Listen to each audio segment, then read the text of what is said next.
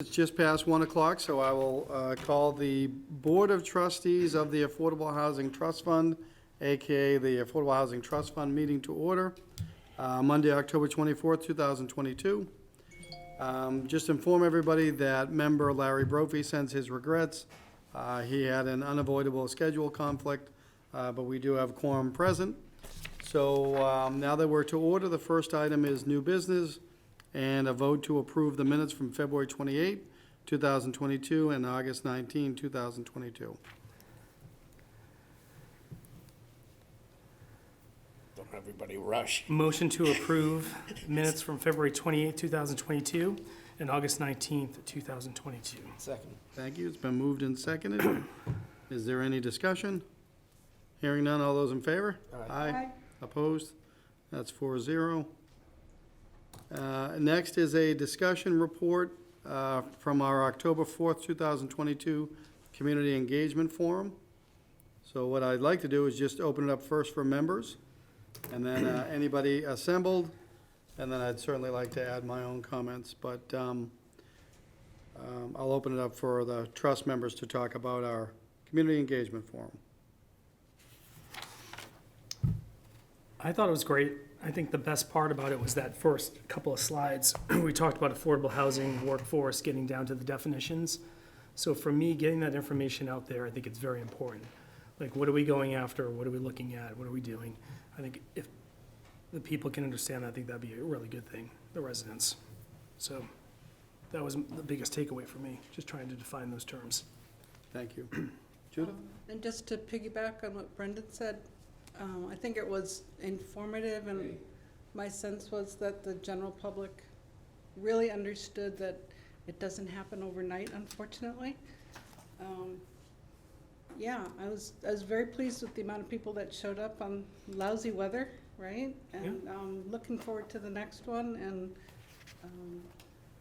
and hopefully we can, we'll have a facilitator, professional facilitator there. We can do different kinds of activities, more engagement. I think it was great. Yeah. Thank you. Todd? Not wishing to cause a super spreader event, I did not go to it.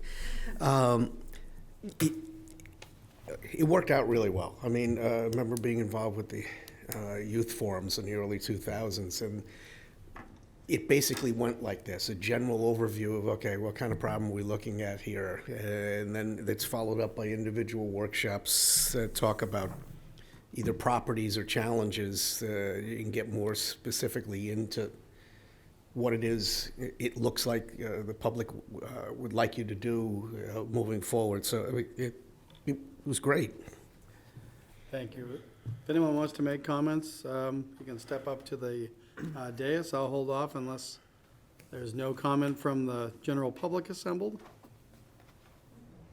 All right, thank you. And thanks to the members first that we were able to get it set up and done.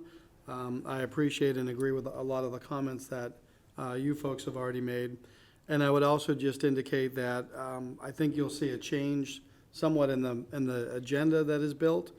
I was going through the process of creating the slide deck was very informative for me, because it forced me to go back to the documents that we've seen time and again, but to really go back and re-engage with those documents. You know, little things like saying at the top of the meeting that we're technically the Board of Trustees, meaning we have a fiduciary obligation to the town's trust fund that is dedicated to affordable housing. And then within that, and again, having had it said before, when we remind the general public what our purpose is, and our purpose is to preserve and create. And so that will be a recurring theme on our agenda, because we can refine our topics to what steps can we take next to preserve affordable housing, as well as what steps can we take next to create affordable housing. And to an earlier point, we'll be talking later in this agenda to finalize a new date with our facilitator on future community events. But thank you to the trust members for their participation and all the folks that came out, because Judith, you're absolutely right. Not only was it a lousy weather night, there were about 4 or 5 other what I would call marquee events going on in the community but I think we had a great turnout, all things considered. And Joe, you did a great job presenting too, so thank you for that. Thank you, I appreciate that. And thank me for not going. And Joe, just We'll add that to the record. it's going to be a series of events, correct? Not just one? Correct. Okay. Yep, Yeah, on a just when number you of said- topics, but You said always. date instead of dates, that's all. That's what I heard, sorry. So that was a specific reference to the next one that we had set up. Okay. But thank you. It'd be cool if we could get them on the calendar now, so we're not competing with anything. Do you know? Yeah, we can talk about more under the agenda, because I'll tell you only one of the sticking points to that. But if there's nothing else to come under item B, Yeah, just one thing. go ahead. Yep. I've heard this bandied about by a few people. The attendance was not really that meager. I mean, in my experience, you're starting off with a workshop for something that the public's not really engaged in currently. There's a kind of momentum that builds. I mean, but you have to start somewhere. And I thought it was fine. It wasn't as if you were staring at each other and there were four people. It didn't work out that way. The people who were there were genuinely represented a cross-section. There were some people that were just residents who were interested in what's going on, or others who were advocates of things. So you build on that. Your next one conceivably could be bigger if it had a driven topic to it, as opposed to just generally affordable housing. So I wouldn't be forlorn. Thank you. Anything else to come on this topic? So then I would actually just look to the other members present, as well as a few folks that are in the audience. As you recall, we had a joint meeting with the Board of Selectmen, and we were joined by guests who are the Housing Committee. Housing Committee did not have a quorum, but two of their members were present to engage in the discussion. So I just opened it up for the trust members to talk about the joint meeting held on, if memory serves correctly, I think it was October 11th, the Tuesday meeting. Any thoughts that any trust members want to add to report out from that event? Don? Oh, heck. I'll go.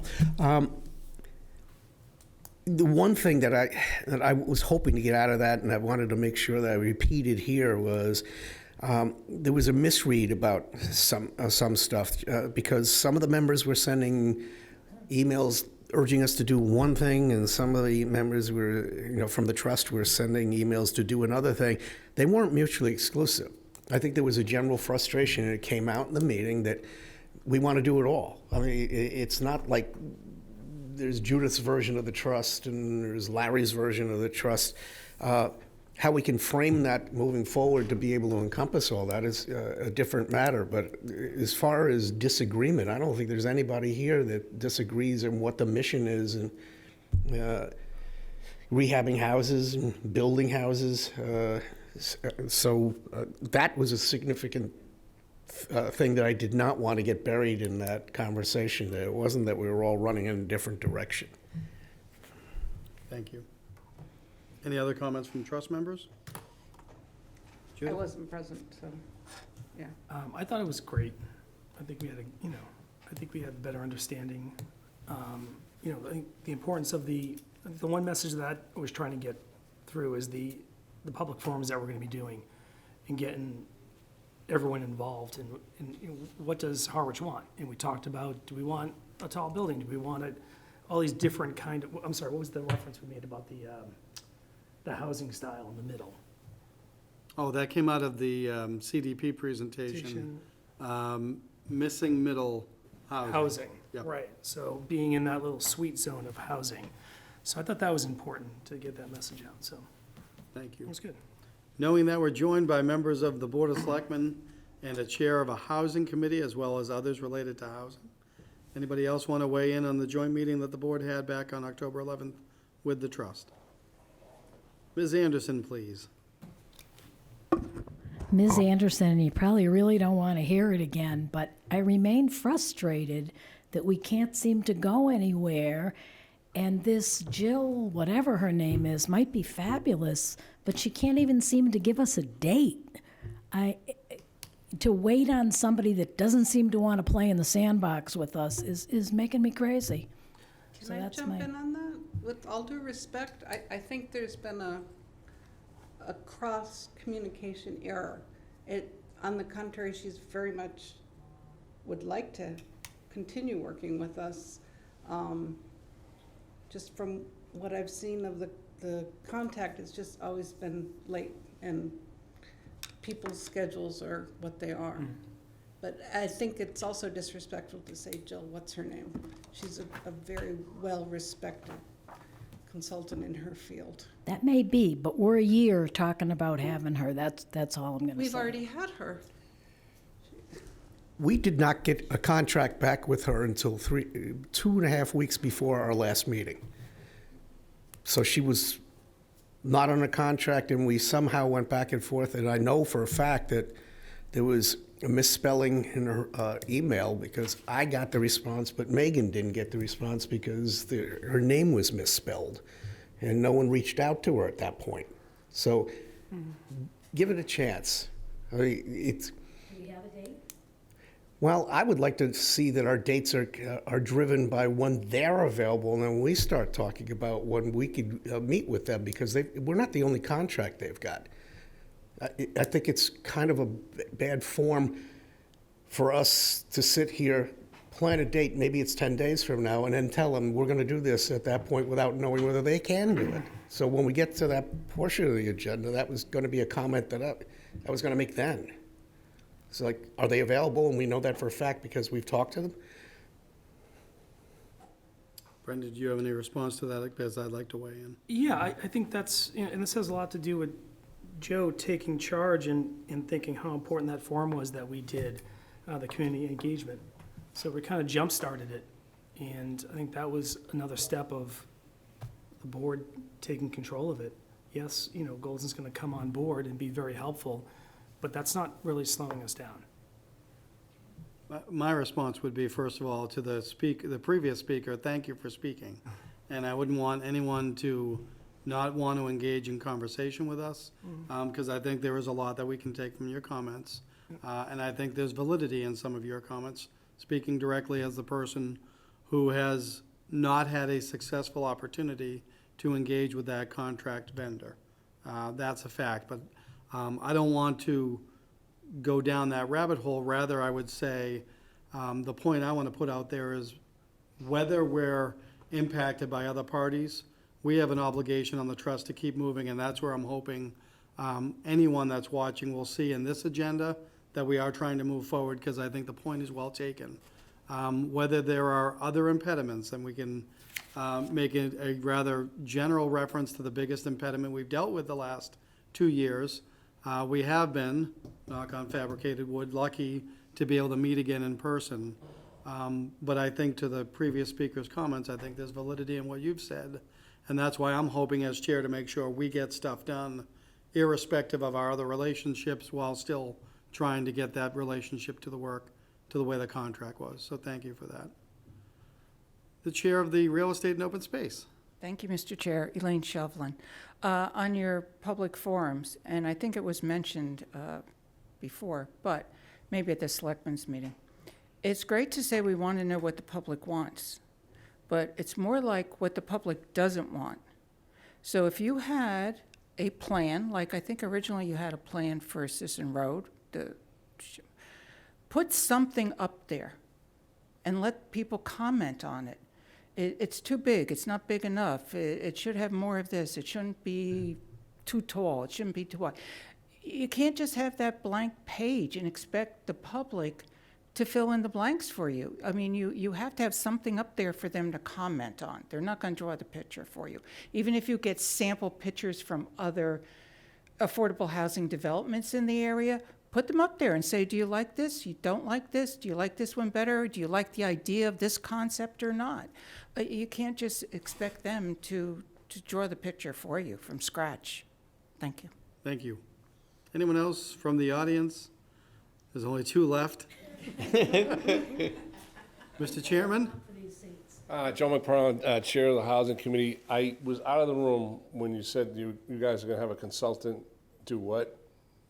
What's the consultant? So we have a consultant under contract with the town through the trust that is helping the trust develop an action plan Oh. on how we're gonna proceed on anything and everything we do.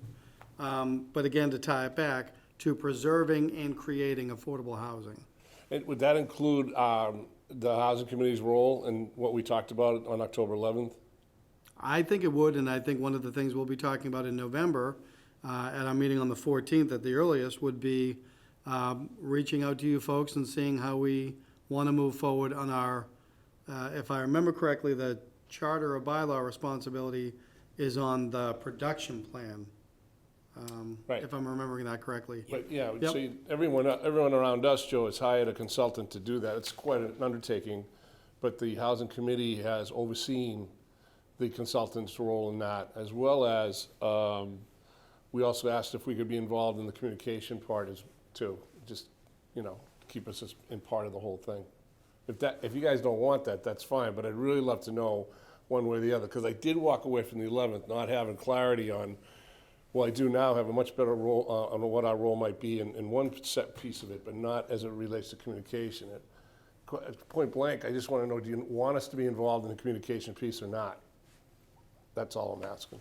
Thank you. And I'd like to respond first by saying, I believe I was one of a few people, if the only one, to acknowledge your comment and say, I, for one, yes, we need housing committee, we need real estate and open space. We obviously continue to need to work with and through the board, community preservation, and housing authority, and anybody else. So those are the players, for me, have to be part and parcel of our conversations. Pardon the expression. The last thing too, though, is we serve by the pleasure of the selectmen. Very clear, there's no delineation, that's our line. So, but you guys have all the money, and you're finding the property and buying it, which is really exciting. So you really have a lot more, you have a lot bigger role and a lot more authority to, dictate as to what we might do as a committee, which I think is, because you see the whole picture. And I think that's fine. I just would love to get some role involved, that's all. I mean, I can tell you, I lead, I don't follow. I was a colonel in the Army for 23 years. I'll tell you what I want to do, but I really can't do that. You know what I mean? Because there's a lot of other people and groups involved. But I have told you what we think we should do, and I'm excited about the two different things, the communication piece, whatever that might be, and the other thing as well, so, yeah. I have a comment in response, but I'll yield to members first. So, Don? Thank you, Mr. Chair. A couple things. The first one is your predecessor as chair of the Housing Committee. He did partake, before COVID hit, we did have a workshop, and he was invited, as were other members.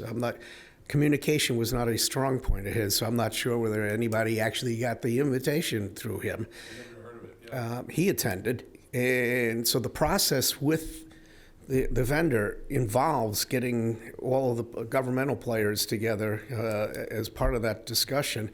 The second thing is, look around you. The state's got a whole bunch of housing committees and housing trusts in the same towns. I mean, I'm pretty familiar with your charge. I wrote it. I think it was 2002.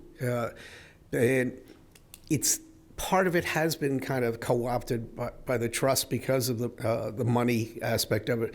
No one presumed that the Housing Committee was going to go away because it was set up to create a kind of advocacy position. As a matter of fact, the original members were chosen specifically because of their ability to engage the community. It was Dick Gomes, Richard Waystack, Bob Murray. I mean, they were all it was all designed to get different sections, the housing advocacy across the Cape, engaged. So that was always the plan, and it's always going to be the plan. It's just how it works out.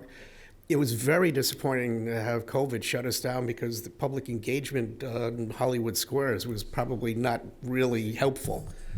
So don't read into that, because we always envisioned the Housing Committee working with us. Thank you. Any other members in response to the Housing Committee Chair?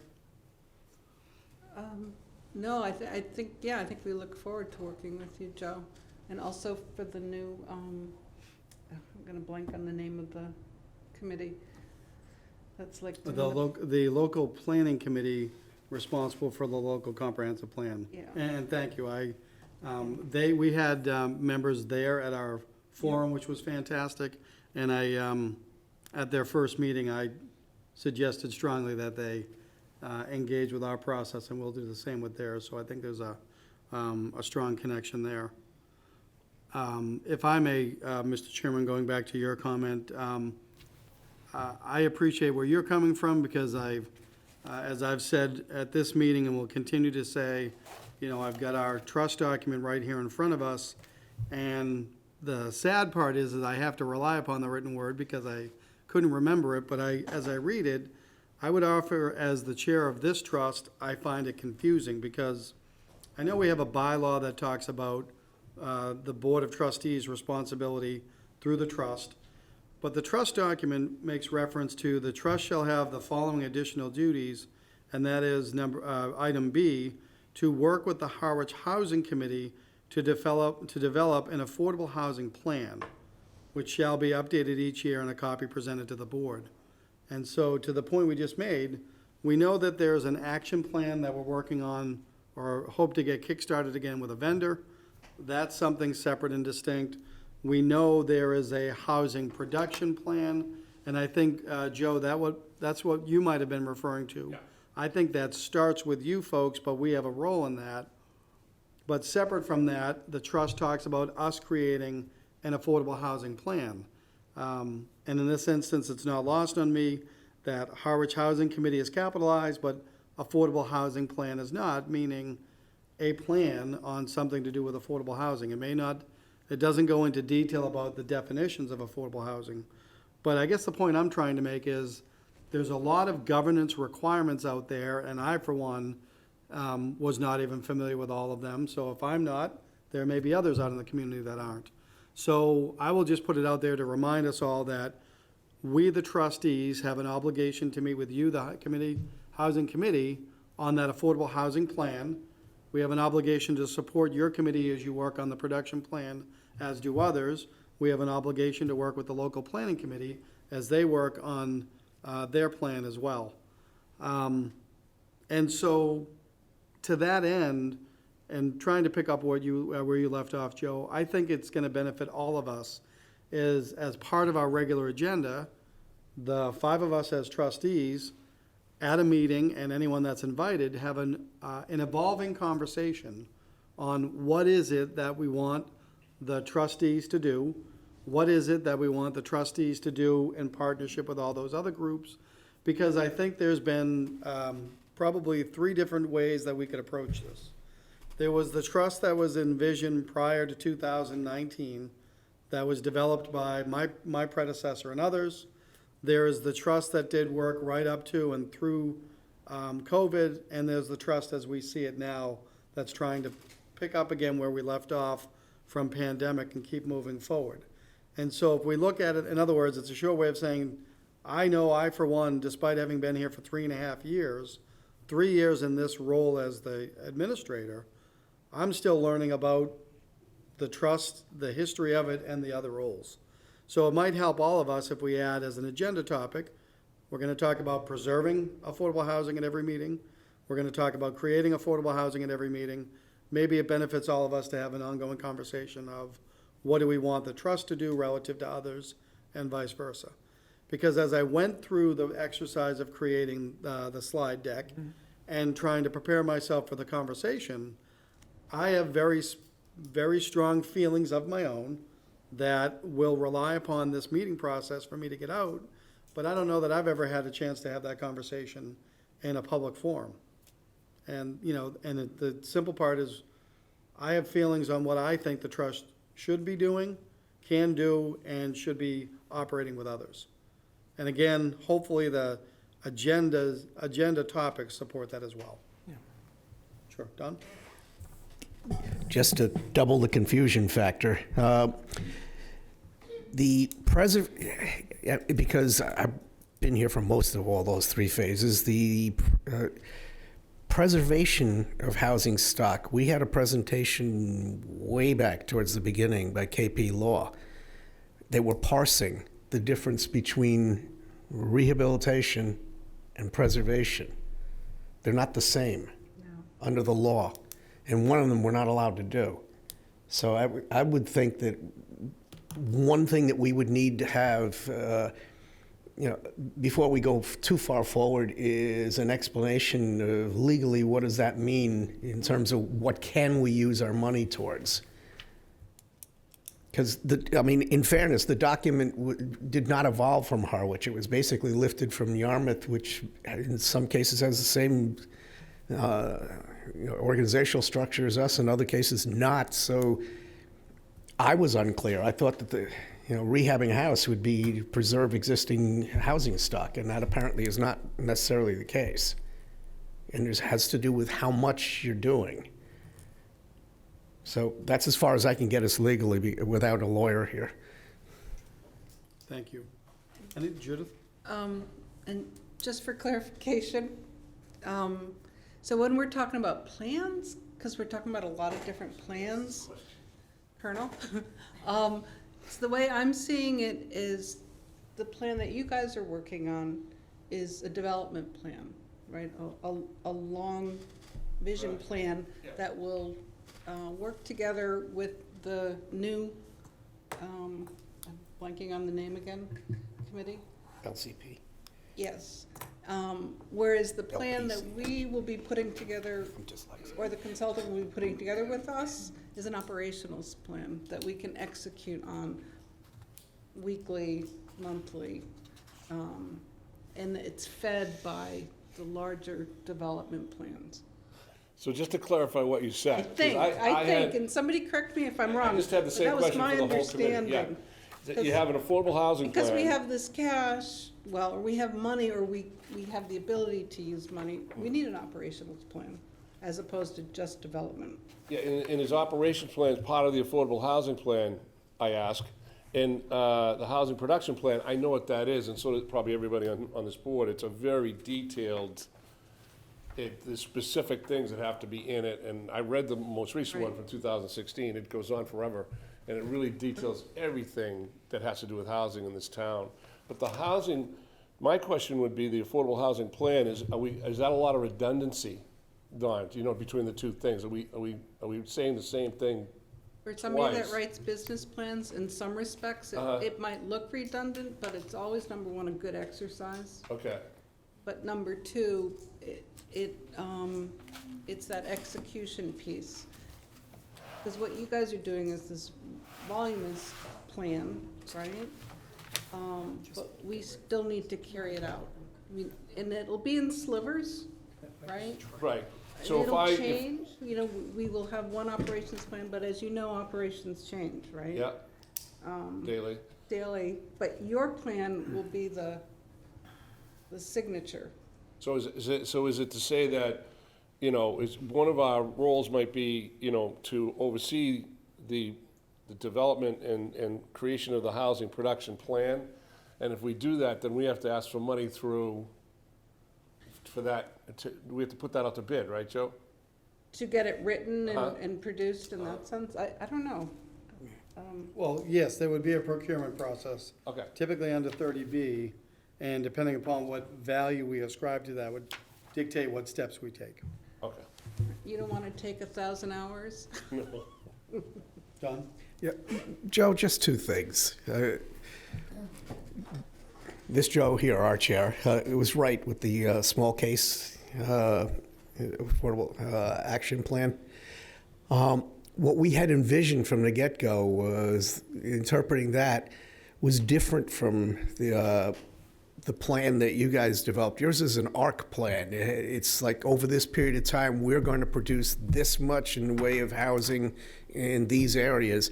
This was supposed to be, at least as I understood it, that we would sit down and create a plan of what are we going to do this year? What's going to get done? At what point? How do we do it? And how do we do it? They're not the same. And in part, I know nobody wants to hear this. I mean, certainly Mr. Powers doesn't. But this is one of those areas where I feel like we're all sitting on a bus. The bus is idling. We're all ready to go, and we don't have a driver. We don't have a planner. Right.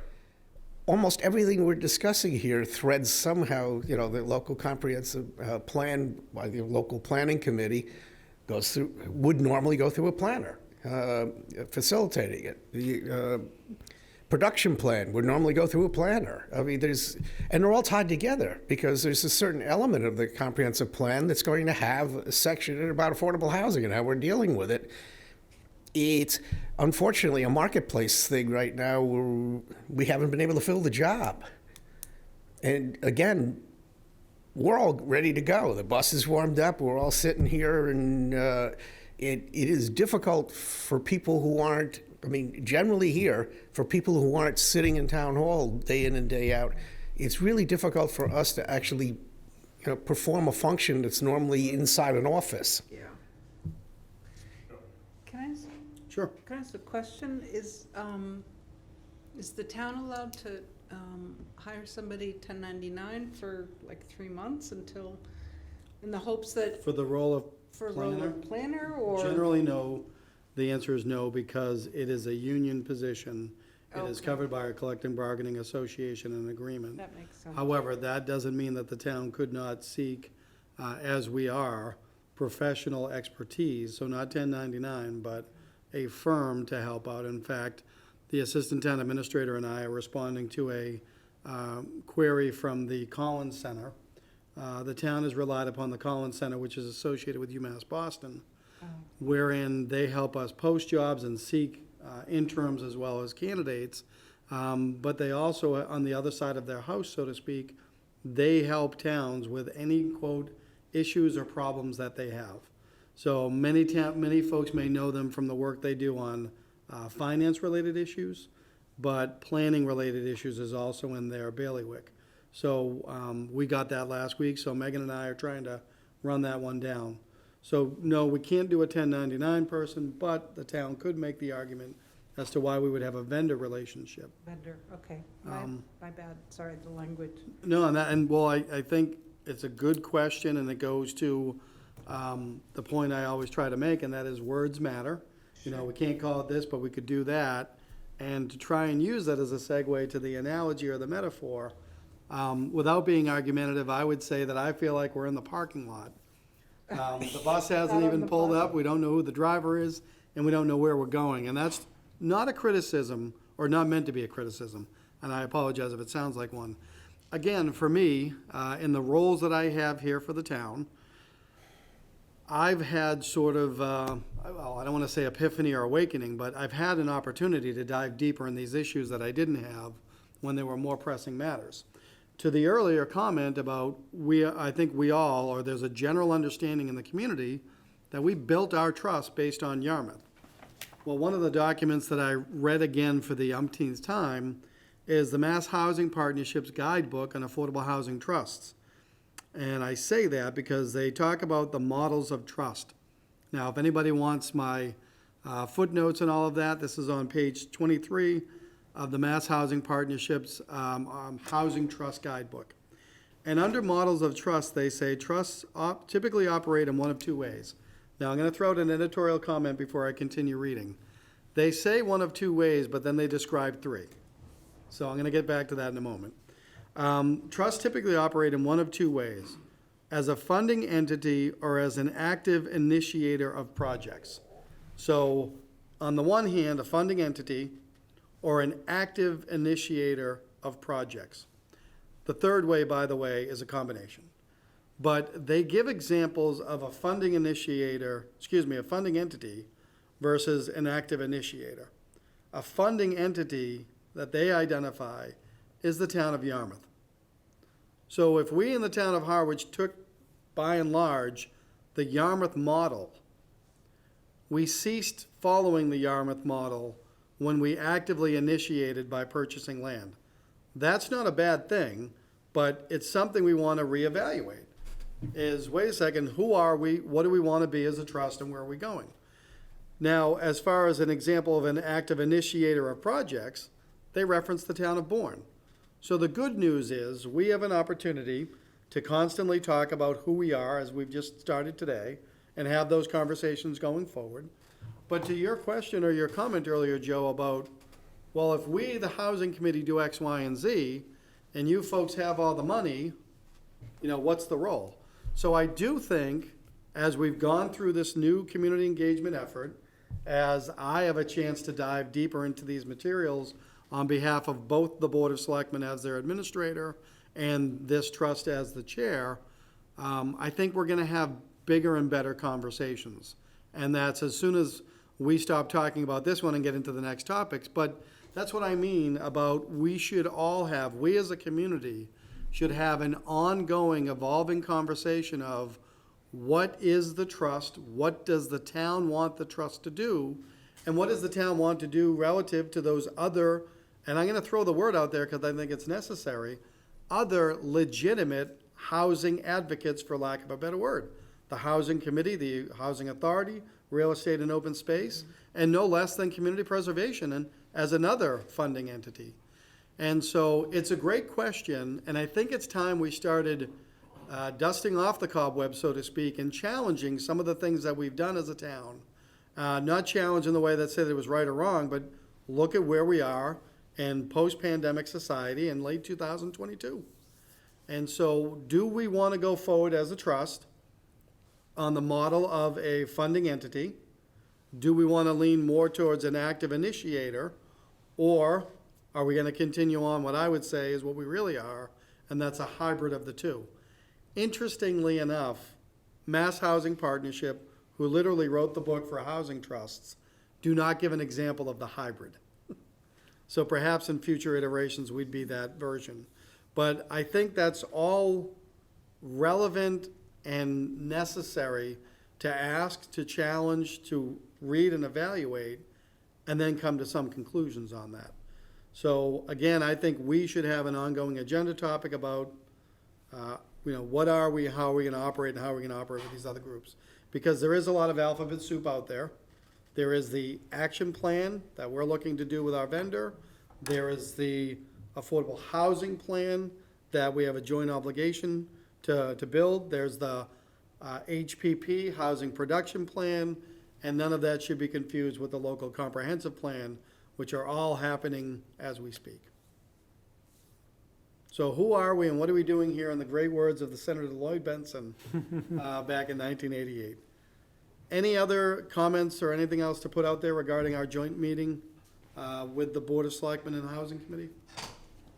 I think Yarmouth actually bought a whole bunch of old homes and rehabbed them in-house. So that may go to Don's point earlier about rehab not counting. I don't know if that was the correct term, but yeah. And then, yeah. So I don't know that I agree with your interpretation of I mean, if they're in the mass inventory. housing. And Well, for the record, I'm not espousing this as my own. I'm reading from what Mass Housing is putting out to anyone that reads their guidebook as to what there are. They identify Westford and Yarmouth as examples of trusts that act primarily as funding entities. And so they give the example where they. primarily, Right, I think all of these were primarily, including the active initiator. Point is, if we're gonna operate under the trust that was declared, that was built from Yarmouth, what I take from that as a governance person is, the trust that we borrowed, I think if one really broke it down chapter by chapter, is leading us in one direction, and we're not going in that direction. Not a problem, but I think it's something we should talk about. What do we want our trust to be? Are we simply the ones that amass funds and then dole it out? Or somewhere in between? Don? I don't want to belabor the point, but I read the legislation that started MHP's handbook, as well as the MHP handbook, and they're not exactly concurrent with each other, because the legislation doesn't talk about the delineation between these two different entities. It basically gives you an overarching way of looking at a fiduciary that can produce housing in the community, which gave it something more than just a housing committee, because the housing committee would have to seek funds from somebody. And one of the key aspects was the fiduciary would actually retain money so that they could pull the trigger on opportunities between town meetings. I I get what's going on with MHP. I am not sure that it's preclusive because I don't know that anything in the document, since I've read it, our document, it's filed at the Registry of Deeds, says if you do one, you can't do the other. I mean, it doesn't. I mean, there's no section in there that actually prescribes that you are this and you can't do that. I think So- if they use the word primarily, that's, Well, I think we're going down a rabbit hole I didn't intend to go down, and I'm not gonna put myself in the position of defending what the Mass Housing Partnership wrote. What I'm saying is, if anybody wanted to educate themselves on any of these topics, these are readily available resources. I don't mean to suggest, and I don't think I did, but if I did, I will clarify. The models of trust that they talk about are not baked into the legislation nor the trust document. Yeah. But what I'm trying to get to is, I found it illuminating to find that the Mass Housing Partnership talks about the trust that we model ourselves directly after and refers to them as primarily in the role of doling out money. That's the extent of it. I still think my point should be well taken, that we should constantly be reevaluating that. To Joe's point, what are we going to do as a trust to benefit and support the Housing Committee? What are we going to do as a trust to benefit and support real estate and open space? And I ask that question because that's our decision, but we can ask the very same question back of them. Not that anyone's not saying they want to do this, but I think the overall message, I would say, and the overall message that I tried to build in this particular agenda is building off of what we are, based on our trust document, and what we've just gone through, what should we talk about?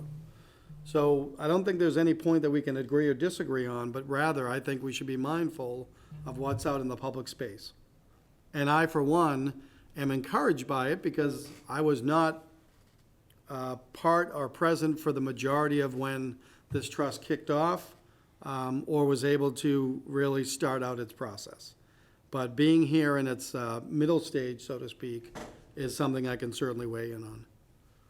I'll use that as a segue to item D, which is discussion on possible preservation of affordable housing actions. And that's me simply trying to put on the agenda, remember, we preserve and we create. I was hoping to have some specific information to present. I have a conversation that was scheduled last week with one of the auditing firms that audits most of the properties that are on our subsidized housing inventory list.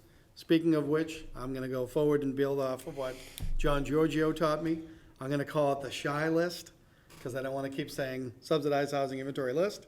And so that is a way that we can look at the SHI list, because there are properties that may be coming off of it unless we, the trust, try to initiate some action. So again, nothing that's imminent, but something I hope to have more information on when we get to our meeting on the 14th. I'd also then say, to your point earlier, Don, when we talk preservation, we should know, does that include or allow for rehabilitation efforts as well? Any other thoughts on that topic? so can you just explain a little bit more about this list that you're talking about? So the subsidized housing inventory list is the one that we talk about quite often in town and throughout the Commonwealth. It is a list that is kept by the Department of Housing and Community Development, and it relates back to anything that the town considers to be truly affordable housing that meets the definition as espoused by DHCD. We have that added to the list. That's the list that if we exceeded 10%, theoretically, the town would have more control over 40B applications. Another way to say it, it's the 5.4% that we've been talking about. So on that list, and again, this is an era of discovery for me, so to speak, as I'm able to poke around in files and other documents. The town last updated DHCD, as all towns had to do, back in 2020. Now, that update in 2020 was based on the 2010 census. So I can tell you as of last week, there was no new update to the SHI list as it relates to population level from 2010 to 2020, even though the 2020 census is out there. I will tell you that the 5.4 that we get credit for is based on perpetual affordable housing, which is the vast majority of what makes up our shy list, but there are some there that are not in perpetuity. And so two things are gonna happen if we don't take action. Any of those, I think we used to say this in the finance world, durable meaning not permanent. Any of the durable affordable housing that's gonna expire sometime between 2023 and 2110. More on that later, that kind of freaked me out. But the point is, it's going to come off the shy list. If it comes off the shy list, it reduces our percentage. If it reduces our percentage, we are further behind. Now, I always get that wrong, if it's further or farther. Any grammarians out there? Thank you. That puts us further behind on the effort.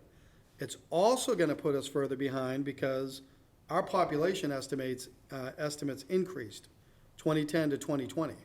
So the whole number is gonna go up. That's gonna cause a reduction in the SHI. And durable properties coming off are gonna reduce our SHI.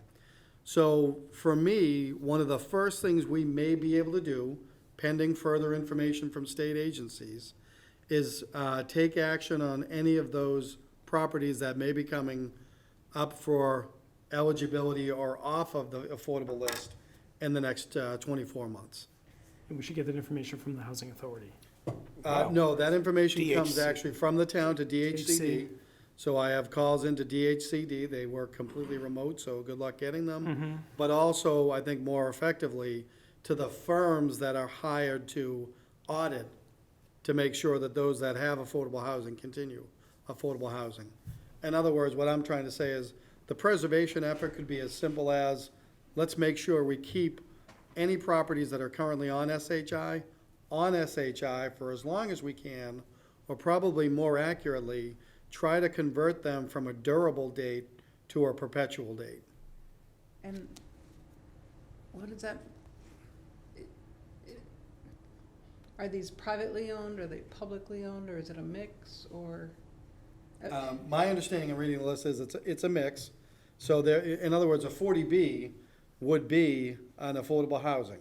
So a 40B that could be privately developed would have said that they were gonna have so many units that would be affordable, but Right. it may not have been in perpetuity. So if Right. it's not in perpetuity, there's a deadline whereby if there's no other action taken, those units, once affordable under the legal definitions, would no longer be available. John? Yeah, in the early 2000s, the town actually engaged in that activity. Driftwood Place was, it didn't just happen. That was a bill from the now defunct Harwich Community Development Corporation, where they built houses. The types of deed restrictions they put on them aren't the same as the ones we had today, so we basically purchased into making them conforming to, in perpetuity and for whatever percentage, because originally they were tethered to a percentage of housing prices, which we all know now has no relationship whatsoever to somebody's ability to make money and buy something. So the way it works right now is that it's area mean income. It has nothing to do with the value of real estate, but we did do that. And that's what I was driving at earlier. There's a difference between preservation and rehabilitation. Rehabilitation is it's falling down, we're gonna buy it, and we're gonna fix it up and put it back in.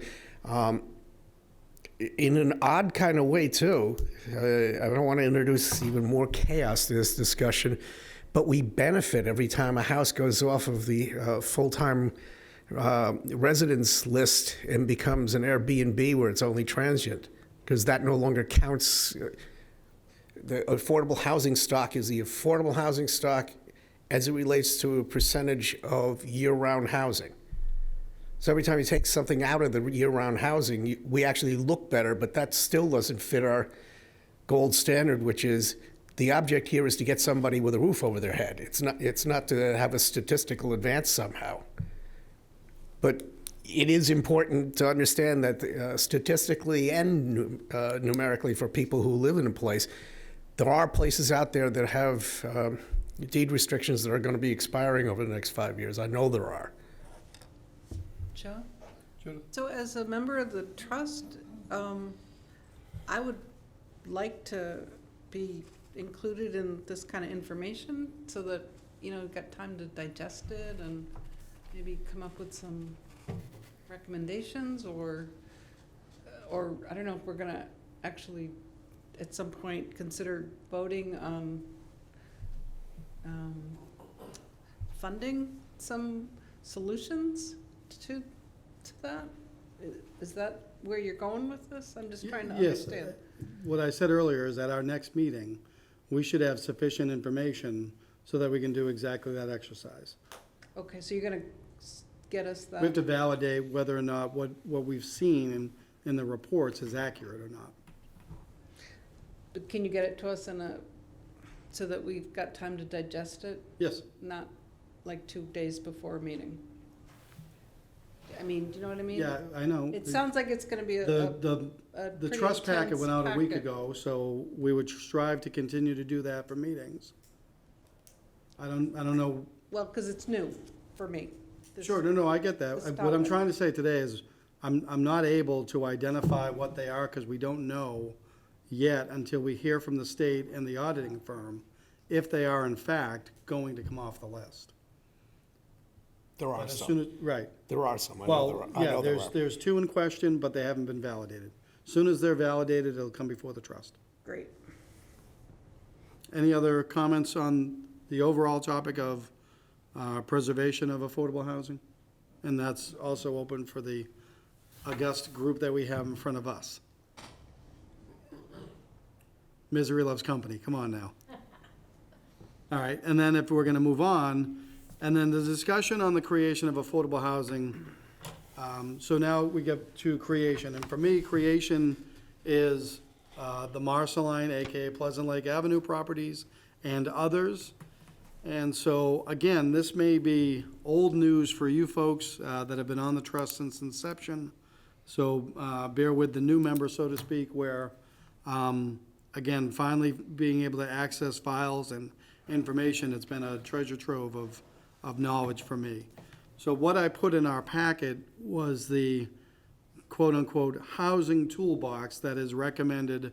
I believe this also came from Mass Housing Partnership or one of their partners, but it's a two-page document that talks about the steps that anyone that wants to create affordable housing would want to do next. So for me, it was a helpful reminder and specific to, I can speak to Pleasant Lake because I've been here since the creation of that project, so to speak. You folks may be aware of it, some other properties, but I found that toolbox item to be very helpful to see where we're at, because I know for Pleasant Lake Ave, AKA Marceline, they talk about the site survey, and just looking at it quickly, that work was already done, and that's the pre-development work. So then the next step would be a request for proposals.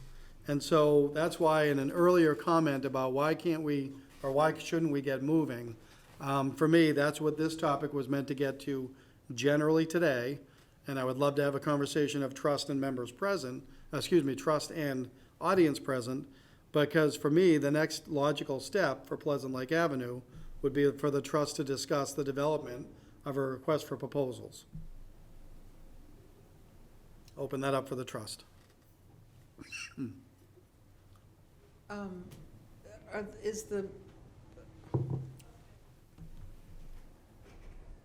So the parcels of owners unknown, is that settled? Or We don't really need that to, from what I Oh. understand, to move forward with that property. we don't? Okay, I don't know, I'm asking. Wouldn't really, yeah, I remember we talked about it at the forum at the very end. That property, as it sits, we can do a request for proposal on that property if we wanted to. The other is unknown, it doesn't, am I correct in that? Yes. There's nothing stopping Well, I us. believe you are, correct. Yep. Yep, in other words, the owner's unknown project is progressing through the steps that go with an owner's unknown and a taking. That shouldn't prevent us in, first of all, developing the request for proposal, given how long it's gonna take us in public effort, meaning everything has to be done in the open glare of transparency, that we can, if that issue were not resolved by the time we go out for proposals, we could put in there that it is, and what is it, 13.7 now, or it's going to be 13? Yeah, it's roughly 14 acres. Yeah, so we could make reference to more than 13 acres, or that the town expects it to be close to 14 acres, yada, yada, yada. And it's just a request for proposal, it's not, right, okay. But for me, this goes back to the earlier conversation of if we were an active initiator, so we are in that role because we have land, the next step would be for us to say, hey, developers, the town through the trust has land. The trust has an obligation to create affordable housing. Here's how it's identified, or defined, and then put it out. And that's also an opportunity for an alternative type of plan that uses builders versus developers? Because we have not decided whether or not, or maybe it doesn't matter in this about whether or not the town continues to own the land, or, help me out here. I'm just trying, and for the general public, an RFP, or, A request for proposals would be the town and the trust saying that so that in this case, predominantly the trust, because they're the owners of the property, and they would say that the trust is fiduciary for 14 acres of land adjacent to Pleasant Lake Avenue near a regional park and ride and all the yada, yada, yadas that describe the benefit of it. And further, that the trust is looking for a developer to provide a set of proposals. There'd be more language on what we'd be looking for, but setting out that we would be looking for proposals to come back to develop that land for affordable housing, low and moderate with all the definitions. All of the lines to get filled in, however, have to be from the trust.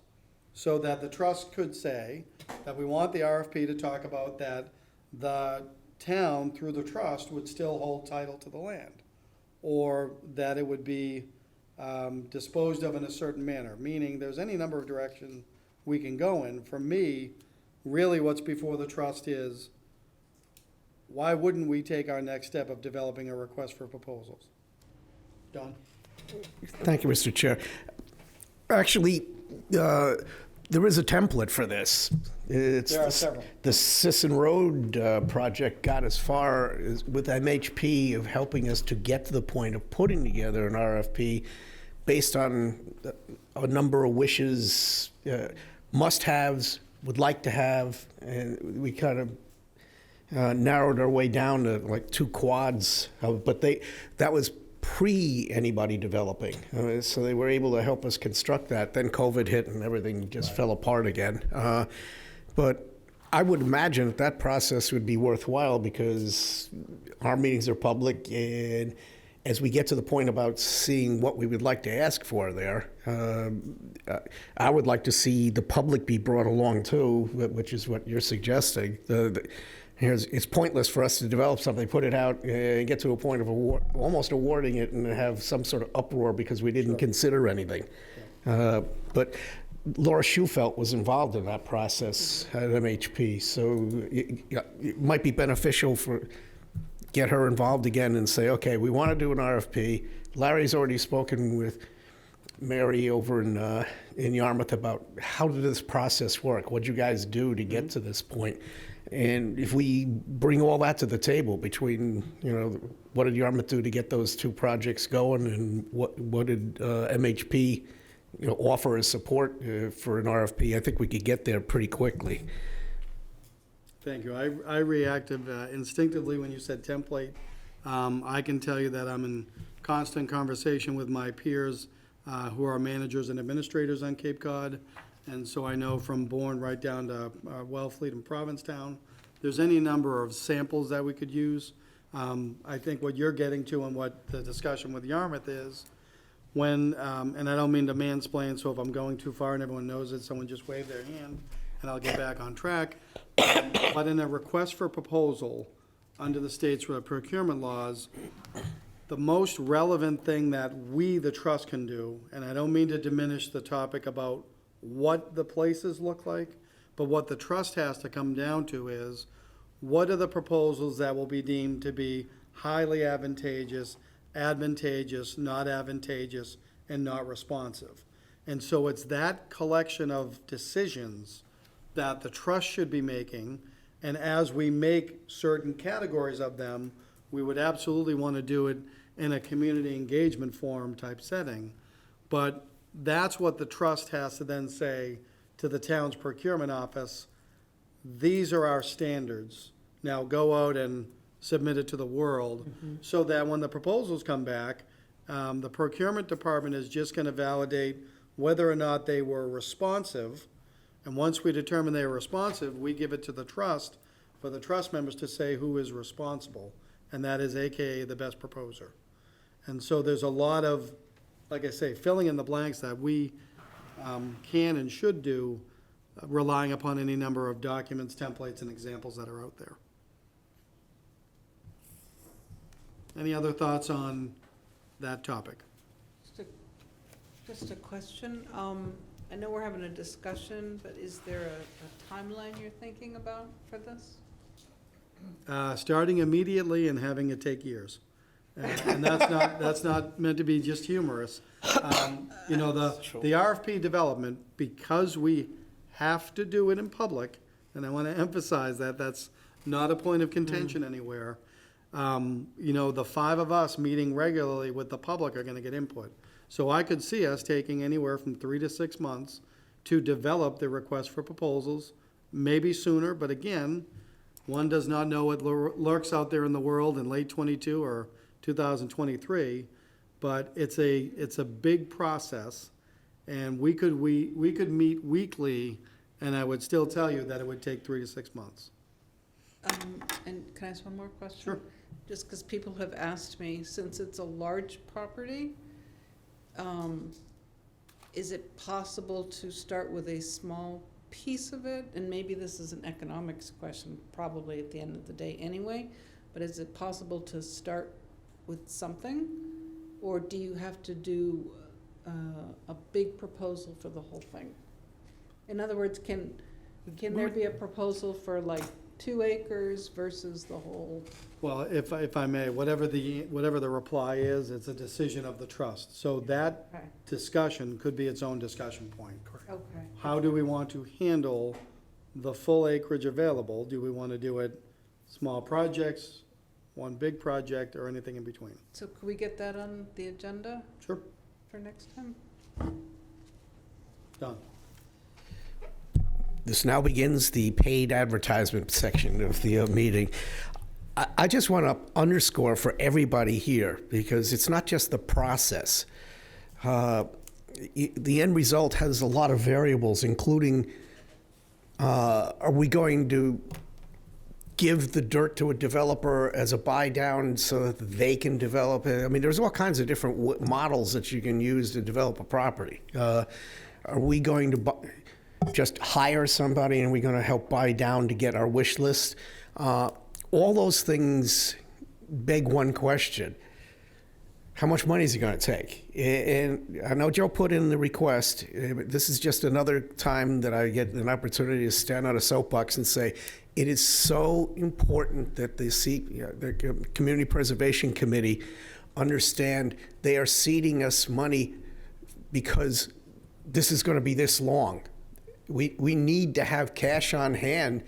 That's how we got the property in the first place. But we're not in a position, if this is going to be the 3 to 5 million, in addition to that I think everybody believes that it will be, that's a lot of candy and bake sales. Unless we can get money, from the CPC in anticipation of something happening. Love the Housing Committee to become an advocate in that area too, because the God's honest truth is, if we could tell you how much it would be, then you could go to a town meeting and sell it as a bonding initiative. But that was the whole point of trusts, is to be able to pull the trigger on something and get stuff done, and you're not waiting every year for another annual town meeting.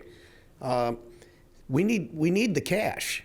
I mean, I don't think anybody here can dispute that. And we can't tell them it's going to go for a project manager at this amount of money in August of next year. That's not possible right now.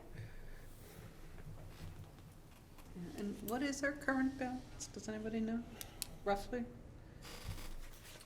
Just a guesstimate right now, based on the last one I saw, I would say we're just over 1.1 million, probably. Sounds like a lot, but it's not going to get you a project built. Correct. Yes, please. To the microphone, young lady. I'll pay for that one later. Thank you. I don't know if it might be relevant, but I had been invited and took part in a meeting online with Barnstable County for the American Rescue Plan Act. And they already did projects valued up to $500,000. But their next phase is going to be for projects over $500,000 and specifically going to be for housing and wastewater.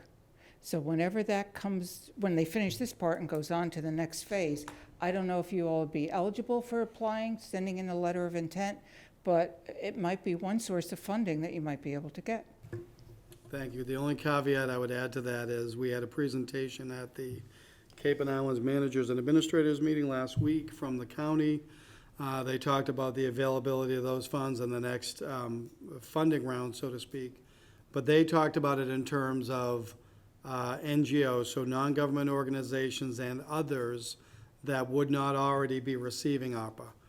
Towns are not prohibited from participating, but there is a preference to if there were a developer that wanted to put in for that, for the purpose of affordable housing. So managers and administrators are working with the county on tracking that, but we were advised last week that it is, get the word out to your privates and nonprofits, not your towns, on this round. So we'll have to see if that's something that we would have. So if you were to hire a developer, could they then apply? So, to the microphone, please. If you were to hire, contract with a developer, would they then be able to apply as a private? So in theory, they could, but I think we're light years away from hiring a developer. Well, they're probably that far away However, from funding. I can tell you that it also says that if there is a developer that could make the case that they're looking for funding to produce X, Y, Z for affordable housing as it meets the state's definition, and then would be looking for available properties. So a private developer could get the ARPA funds and then come to the town saying, do you have any properties available? Okay. It's a thought.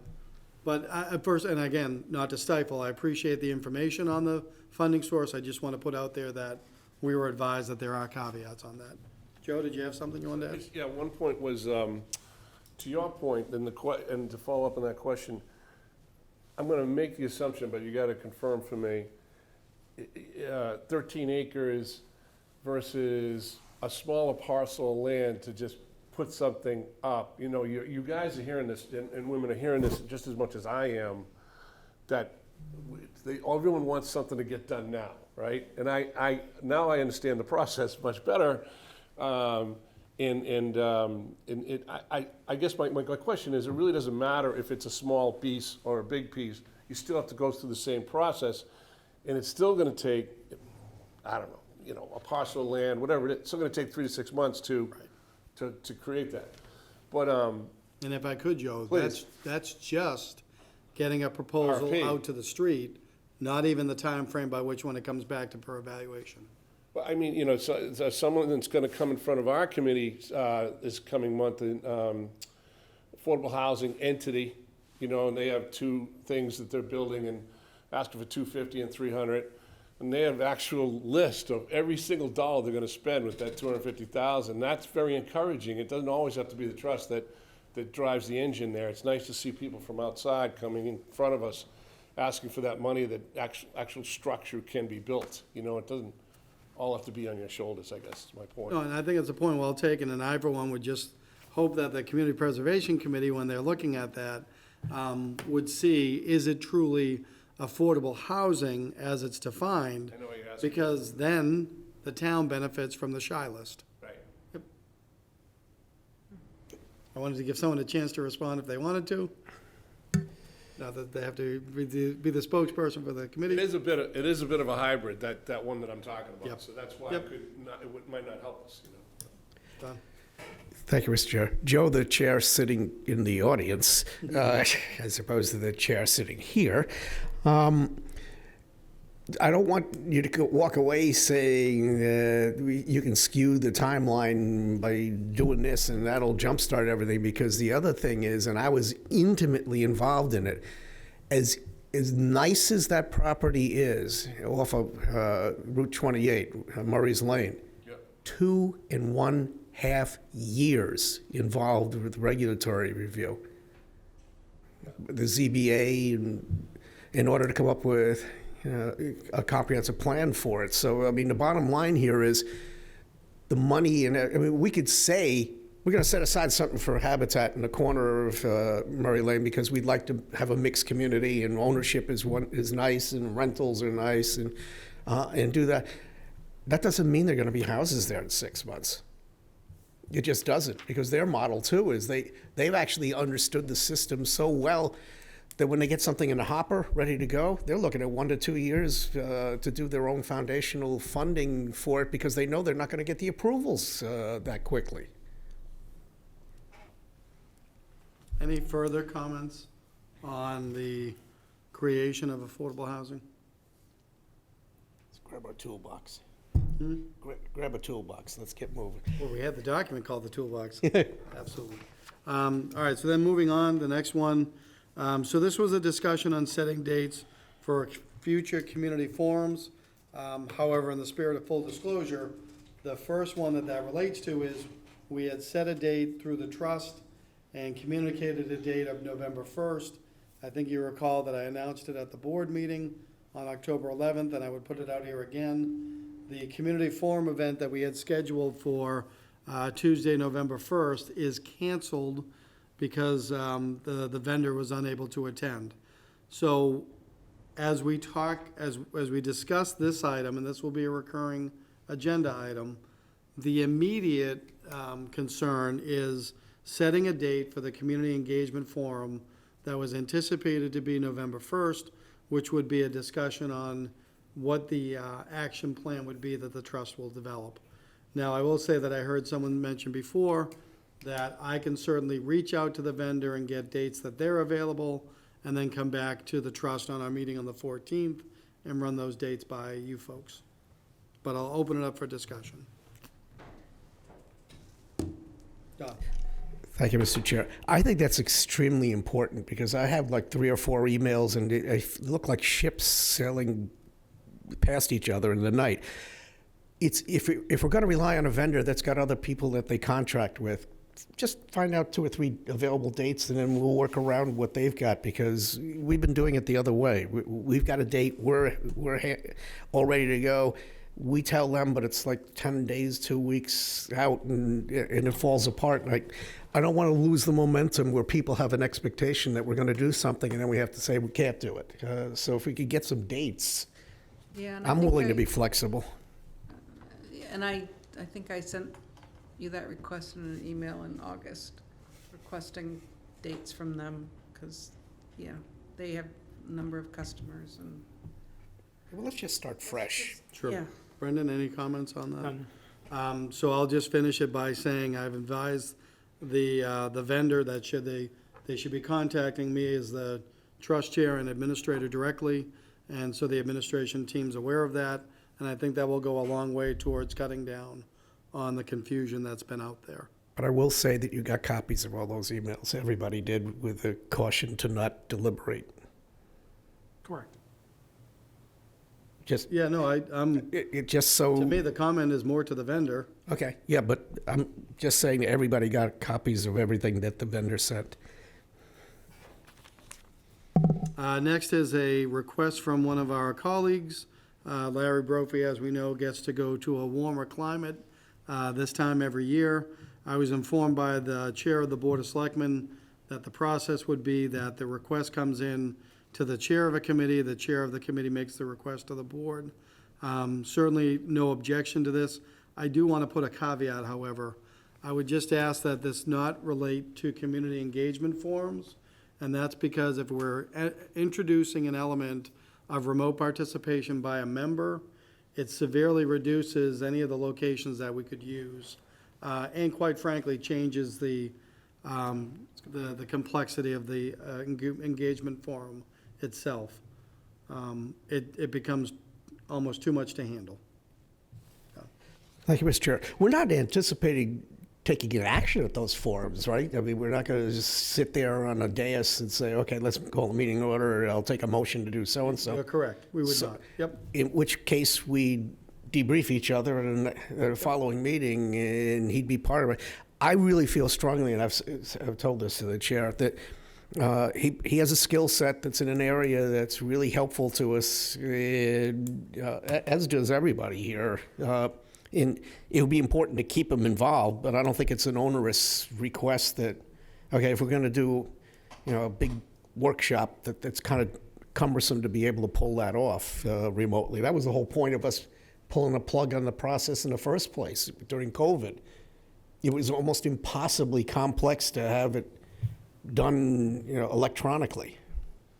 But it might be interesting to look at hybrid for at least one of the community meetings for those people that, for health reasons, can't be in person, maybe? No, this is a request to do a chain Oh, of for meetings. Larry, yeah, Yeah, that's for Larry. yeah. all If we right. set it up on the big screen when Larry calls in, rather than as we do with the cell phones, Say again? can we do it on the big screen? That would be Yeah, the yeah, intent, yep. Okay.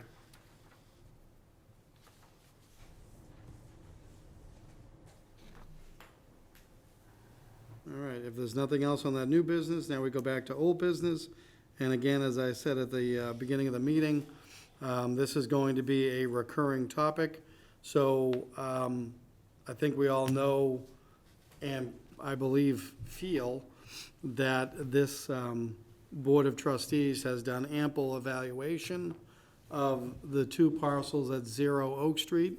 That's not to suggest that we're done with that discussion, but rather, again, in the spirit of keeping things moving, I just wanted to put out there the list of other properties that we have under our possession that are separate from 0 Oak Street, that are separate from the parcel, the Pleasant Lake Avenue adjacent parcels, AKA Marceline, and does not include the old rec building on Sisson Road. And so in your packet, there was information regarding the 4 remaining parcels. Map 63 parcel J1, 0 Depot Road. Map 63 parcel J2, Orleans Road. Map 63 parcel J3, 0 Depot Road. And then map 56 parcel P12, 0 Depot Street. So open that up for discussion on any or all of those parcels. And what the trust may be interested in, what the board may be interested in doing as next steps regarding any of those parcels. And any other input from the community.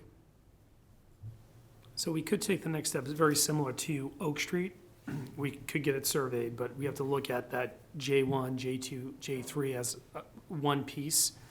And I'll just read you a couple of pieces here. So it's 3 parcels. And there's a couple of vernal pools. There's a lot of restrictions on what's in J3.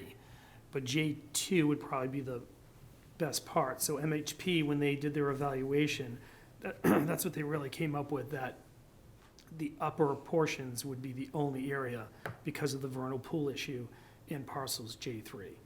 So it has some restrictions, but with that said, the J2 is 4.5 acres. And then J1 is hopefully, well, that one's 1.4, so the upper parcels, but J3 would be very difficult to build on. Because from a vernal pool, you can't do any building, usually you have your 50-foot, but I think from a vernal pool, you have to be 60 feet. And you can't even do any new construction, so there's other rules with that, and we'd have to get into that with conservation. So if you're looking at this property, it's really J1 and J2. That's really the heart of it and what can be developed. So maybe we just focus on that rather than doing all of it. And then we can figure out where J3 can fit into things. But it looks like that's really not gonna be all that buildable unless you wanna use the square footage to go towards the bedroom, so you can. Well, to that end, I'd ask your help in translating. So in our packet, I included the deed that the trust now possesses for the, what I think were referred to as the Article 61 parcels.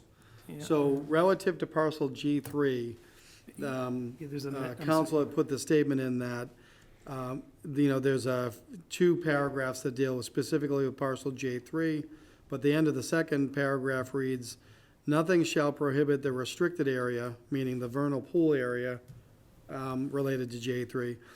Nothing shall prohibit the restricted area from being utilized for mitigation to support development on the remainder of parcels J1, J2, and J3.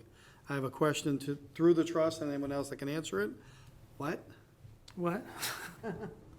Do we know what that is, what that means? Nothing shall prohibit the restricted area from being utilized for mitigation So to the, support. Site right, I get it. coverage. The entire property is located within Zone 2, so restricted to 10,000 square feet per bedroom.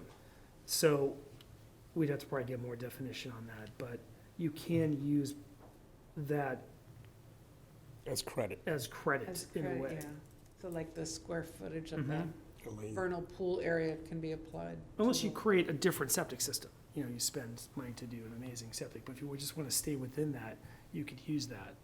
Elaine This- wants to speak. Yeah. Let me just read some more here, I'm sorry. Mr. Chair? Oh, sorry, yes. At the May 7th, 2019 town meeting, it was voted that 100 feet north of the northernmost vernal pool could be used for affordable housing. So you have to be at least 100 Correct. feet north of. Yeah, And so if I could, I didn't read that whole paragraph, but that is contained within the deed to reflect that. Can I just ask, the packet that you're talking about, I didn't see that online. Did it just go to members of the trust? I'll see if we had it online. I thought we were. I looked trying at to- it, looked this morning, and I didn't see it. I might have missed it. Yeah, there's a Thank you, little I'm sorry. sliver at the top of J3 that can be used, Right. so. And I think to the earlier point, the total acreage of 1 and 2 comes out to exactly 6 acres. And then we can use a sliver of the 17.35 acres that J3 is.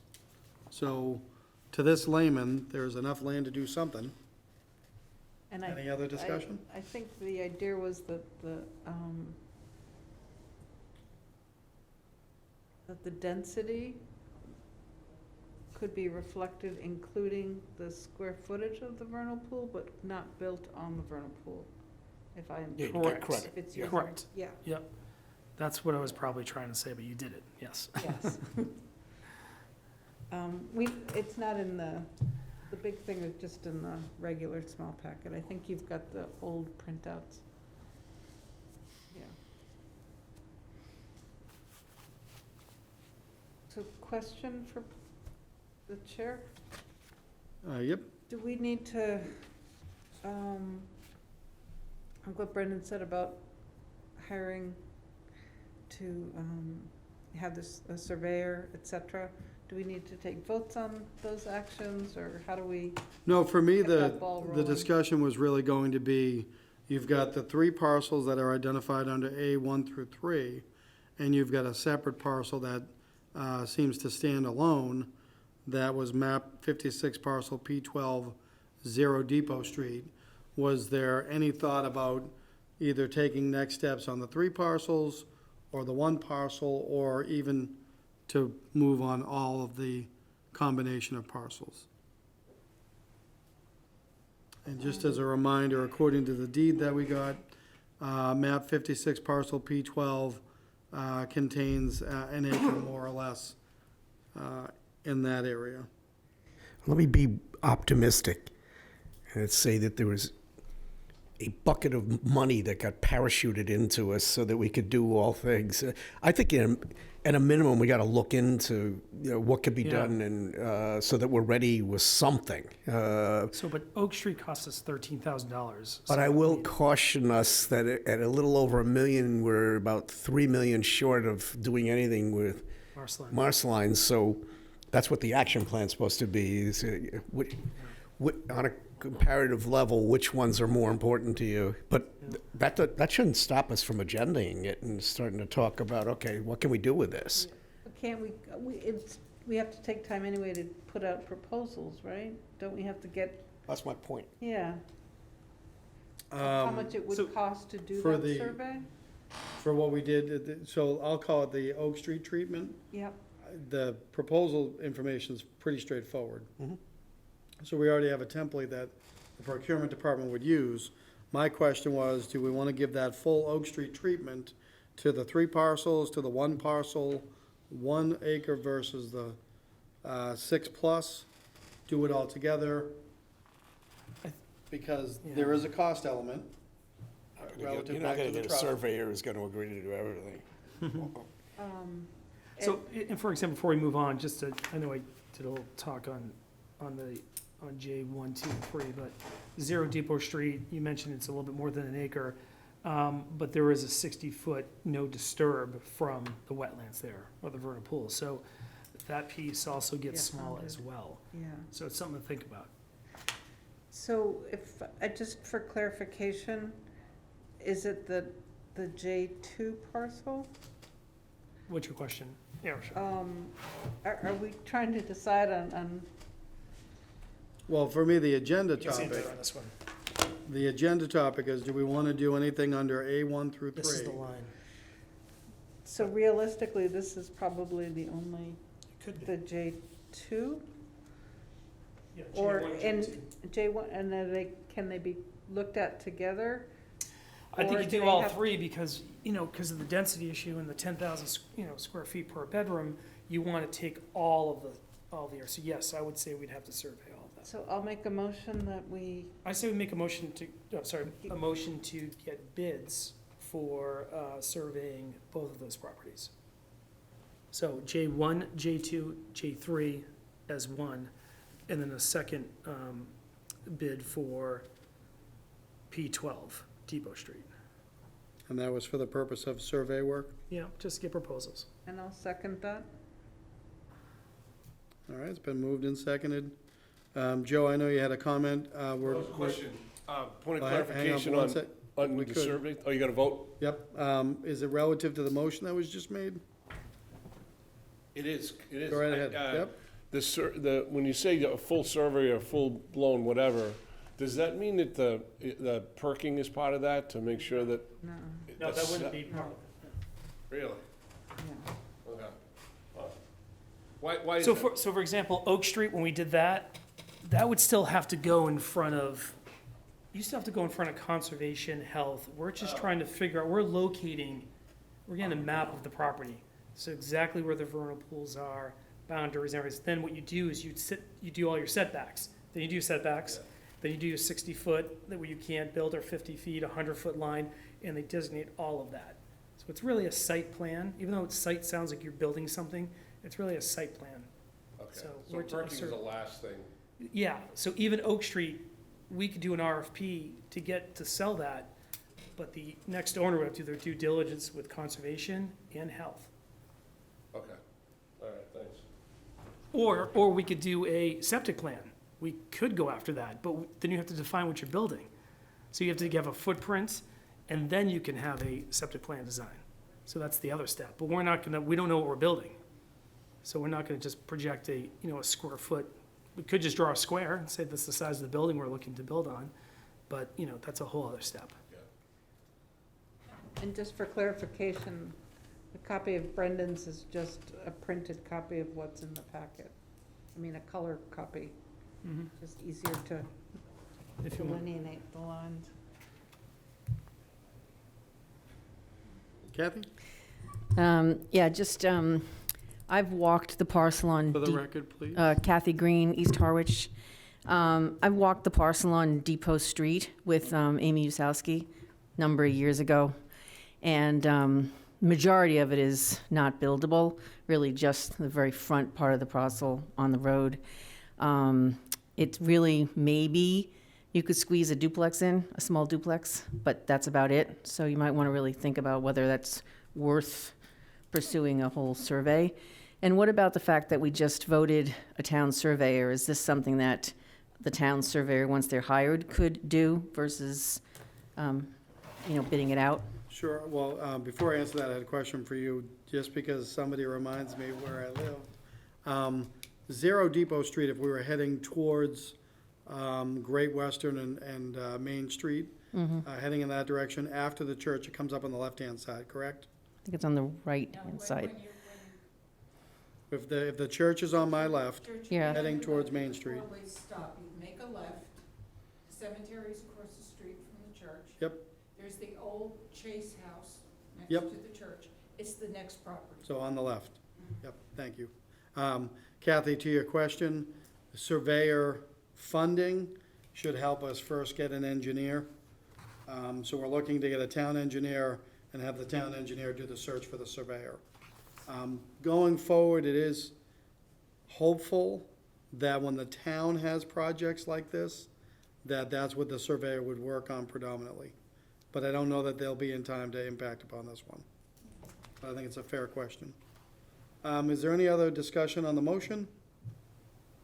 Hearing none, all those in favor say aye. Aye. Opposed? All right, that passed unanimously. And the only thing left now is to, Before we go on. Sure. I gotta be a little cautious here because it's not on the agenda, so it's not part of the open meeting law. We can't discuss it. Any chance on the old business section that we could place Sisson Road and Earl Road on, because I can't even remember what was said to the selectmen, what was said to the trust. Earl? Yeah. Okay. Because Well, I So, mean, yeah, if what I we're may, talking- the where short we answer- are and what, the short answer is yes to Sisson, No, to Earl. and any other would have to be under executive session. okay, well, I would urge just to do that too, because I want to make sure everybody has the same information. And I'm not even sure where I heard it. So it might be appropriate for us to double back and just to have that discussion.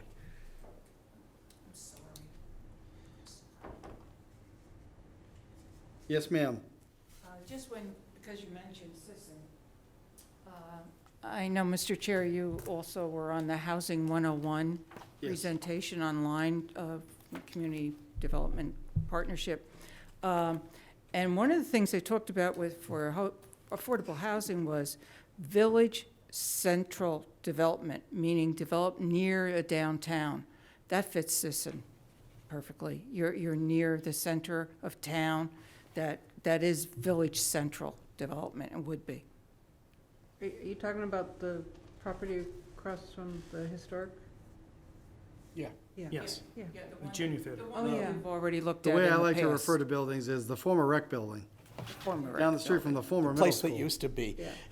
Oh, yeah, and then in the consultants' work, they identified that. Yeah. If you look at our packets pre-COVID, This is why I didn't want to say anything other Yeah, than so we get the it on an point that agenda. I heard from Yeah. both is that Sisson Road will be added to the old business I list think of so. properties for future discussion. I think so. Intend to talk Thank about you. today. So then if there's nothing else to come, oh, yes, ma'am. I'm sorry. What about Willow Street? West There's Harwich. an update to the Board of Selectmen before Willow Street goes forward. Okay, thank you. Is there anything else to come before the I trust? can move that we All adjourn. right, Mr. Howell moves to adjourn. Somebody seconded. I don't know. I haven't heard anything. Thank you. In favor, say aye. Aye. And we are adjourned. Next meeting, November 14th.